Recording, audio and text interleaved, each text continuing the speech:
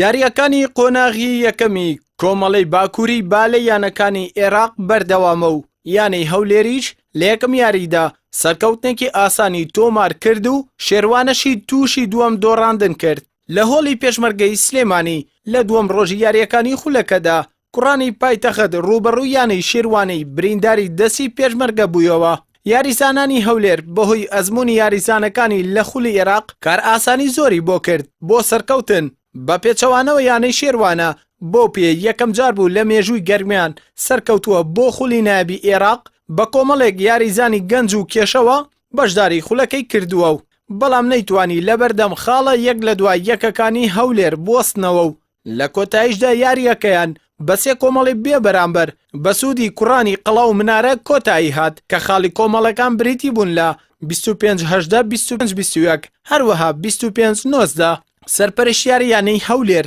باز لە ئاسی تیپەکان دەکات و ڕای دەگەیەنێت ئامانجیان سەرکەوتنە بۆ پلەکانی پێشەوەی خولی بژاردە و بۆ قۆناغی داهاتوش پێکهاتەکەمان بەهێزتر دەکەین.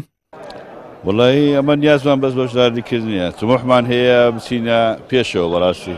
لێش ئەو هەموو مادیبوون و هۆسەوەرایەمان کە کردیە لۆمانە کە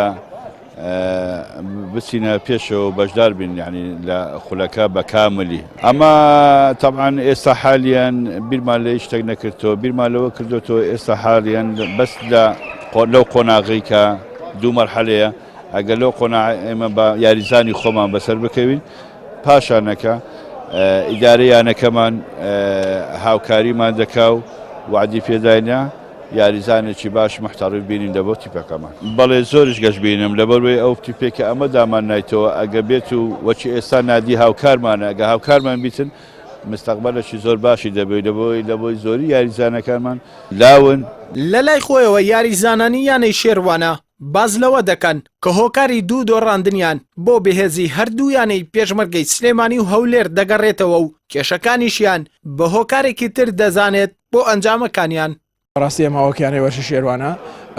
کە توانیمان لە ماوەی ڕابردوو بۆ یەکەم جار لە مێژووی یانەی وەرشی شێروانە بگەینە خولی